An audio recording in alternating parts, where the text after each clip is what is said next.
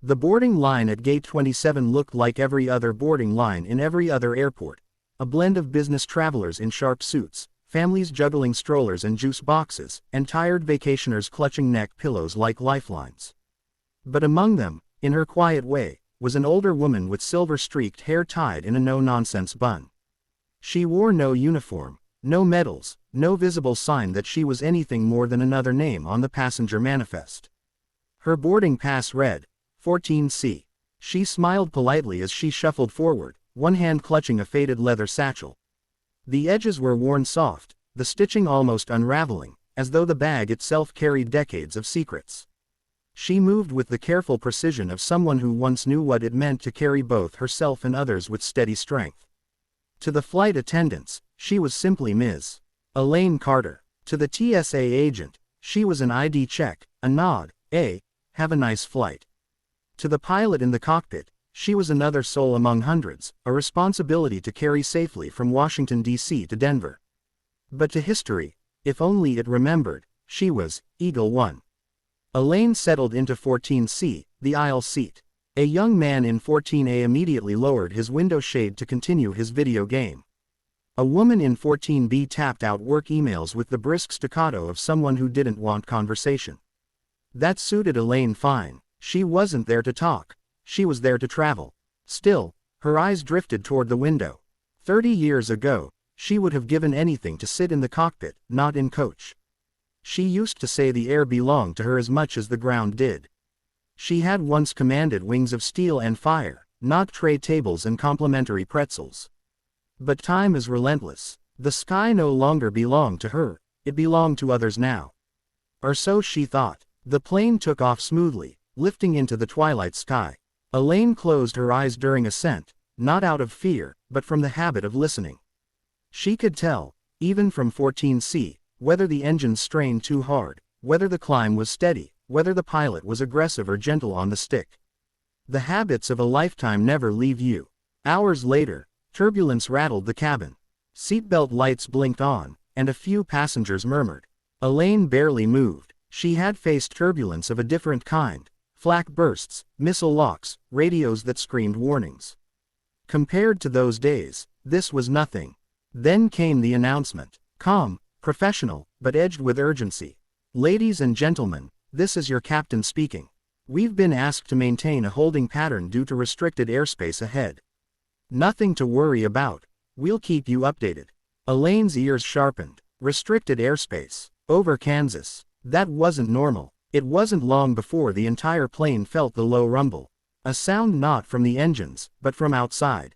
Passengers peered through the windows. Some gasped. A few even clapped, assuming it was some kind of patriotic escort. 2 F-16 fighter jets had pulled alongside the commercial airliner, their sleek gray bodies cutting through the clouds. Children squealed in delight, pressing their faces to the glass. Adults whispered nervously. Phones tried to capture grainy photos through scratched windows. Elaine, however, simply watched. Calm, unreadable. She knew exactly what it meant. Fighters didn't just show up unless there was a reason. The captain came over the intercom again, voice slightly tenser now. Folks, we're experiencing a communications issue with air traffic control. Standard procedure requires military escort until it's resolved. Please remain calm. But Elaine's eyes stayed locked on the lead F-16. Something about its flight path, the way it held just slightly closer, the tilt of its wing. She recognized it as a signal. A question. A silent language of the skies. Her heart stirred. She hadn't used it in decades. But it was muscle memory, ingrained in her bones. She reached into her satchel. Her fingers brushed against an old, worn patch. It bore her call sign, faded but still legible. Eagle One. The captain's voice trembled again as he added, "We are trying to re-establish comms, so sit tight." But outside, the lead F-16 pilot suddenly seemed distracted. He was glancing into the cabin windows as though searching. His wing dipped again. A message. Elaine did something no one expected. She reached up, unlatched her reading light, and began tapping it deliberately. On, off, on, off. A precise rhythm, not random. Morse code. The young man in 14A frowned. Ma'am, what are you doing?" Answering, Elaine said simply, her eyes never leaving the jet outside. The light blinked. EAGLEONE. For a split second, nothing happened. Then the F-16 jolted, banking left, then right in sharp recognition. The universal airborne salute of acknowledgement. The co-pilot must have radioed something urgent, because within moments, the formation shifted. The second fighter dropped slightly back, as if yielding. The lead F-16 edged closer, cockpit nearly level with Elaine's row.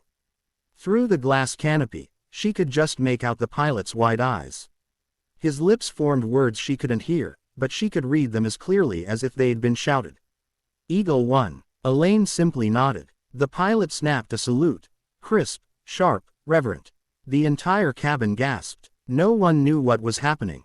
All they saw was a combat jet outside saluting a woman in seat 14C. And in that instant, the sky remembered her.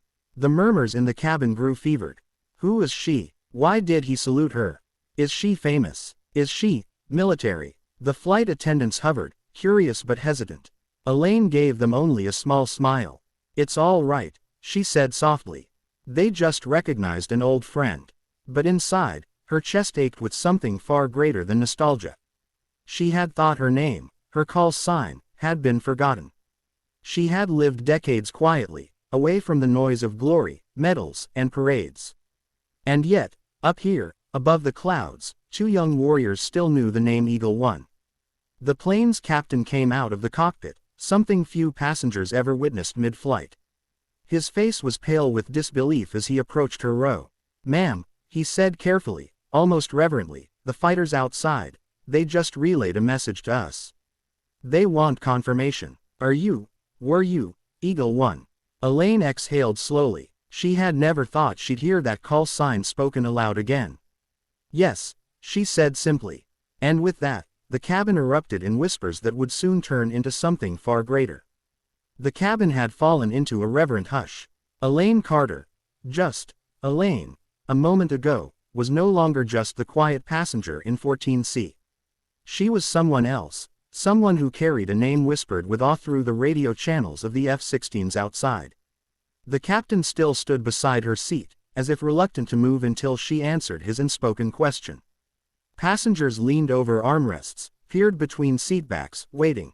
Even the toddler who had been crying since takeoff was suddenly quiet, as if sensing the gravity of the moment. "Yes," Elaine repeated, more firmly this time. "I was Eagle 1, a past few knew. It began in 1991, in skies much less forgiving."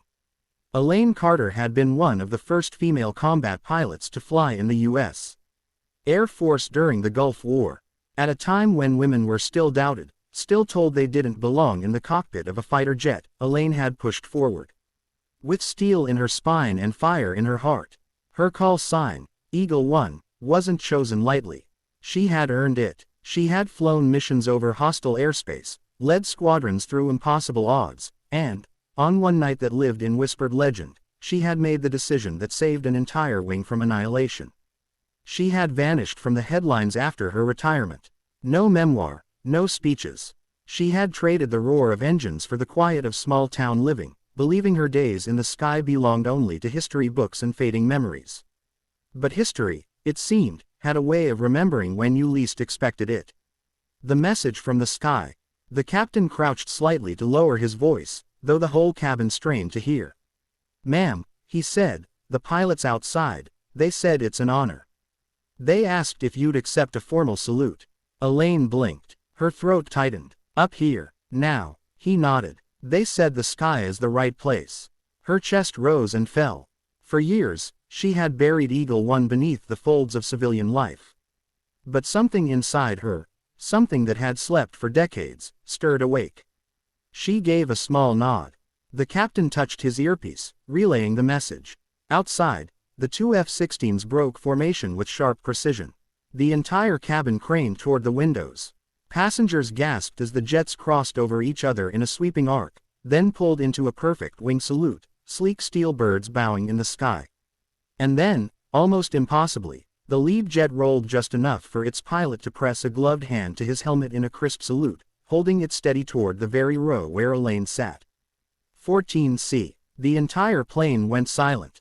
Tears welled in the eyes of strangers who had boarded that flight thinking it would be just another business trip, another vacation, another commute. Instead, they were witnessing history brush against the present, like lightning caught in their hands. The young man in 14A set down his game console, staring at Elaine as though seeing her for the first time. The woman in 14B, who hadn't looked up from her emails for hours, closed her laptop and whispered, "Thank you." And then, slowly, awkwardly at first, but with growing strength, the passengers began to applaud. Not the kind of applause meant for entertainment, but the kind that rose from the marrow of gratitude. The sound filled the cabin, echoing against the aluminum walls, rolling forward and back until it became a standing ovation 30,000 feet above the earth. Elaine's hands trembled in her lap. She hadn't expected this. She hadn't wanted it. And yet, for the first time in years, she allowed herself to feel it. Not pride, not vanity, but remembrance. As the applause softened, Elaine's eyes drifted back to the clouds beyond the glass. She remembered nights in the desert when she had flown low, radar screaming, heart hammering against the edges of her ribcage. She remembered voices over the radio, young, steady, sometimes scared, depending on her command to bring them home. She remembered the sound of silence in the debriefing rooms when empty chairs marked the ones who hadn't made it back.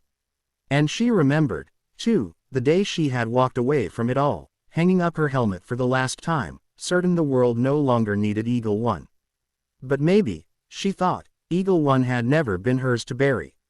Maybe Eagle One belonged to all of them, the ones who had flown beside her, the ones who had not come home, the ones who now flew overhead keeping watch. Elaine drew a breath, straightened in her seat, and raised her hand to her brow. The gesture was slow, deliberate, her wrist stiff from age but her form still sharp with memory. A salute, answering the ones outside. The lead F-16 dipped its wing in acknowledgement, then peeled upward with a roar that rattled the windows. Its partner followed, engines blazing trails of thunder into the clouds, vanishing into the vastness from which they had come. For a moment, the world seemed to hold its breath. The plane hummed on, steady and small against the infinity of the sky. Elaine lowered her hand. Aftermath at 30,000 feet. When the captain returned to the cockpit, whispers spread like wildfire through the cabin. A young boy across the aisle leaned over. "Ma'am, were you really a fighter pilot?" Elaine smiled gently. "I was part of a team. The best team." Another passenger asked, "Why haven't we heard about you?" Elaine chuckled softly. "Because the sky doesn't belong to one person. It belongs to everyone who flies it, and everyone they protect."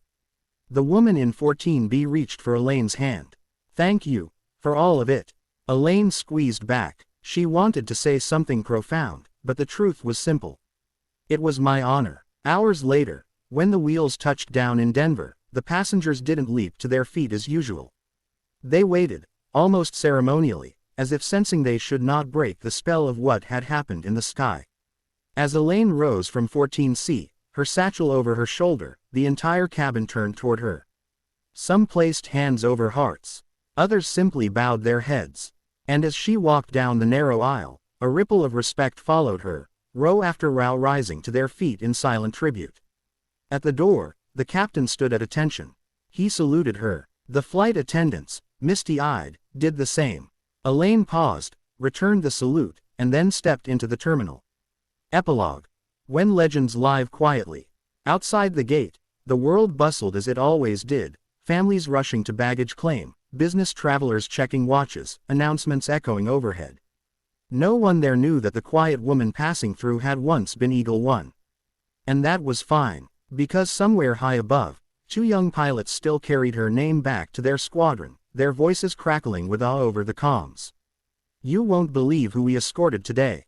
Eagle One." And in the hearts of 100 passengers who would never forget Flight 227 on that ordinary Tuesday, the legend of the passenger in 14C lived on, reminding them that sometimes, heroes sit quietly among us, unnoticed until the sky itself remembers. She was only a passenger in 14C, until the F-16 pilots heard her call sign, saluted the legend she was, and reminded the world that the skies never forget their own.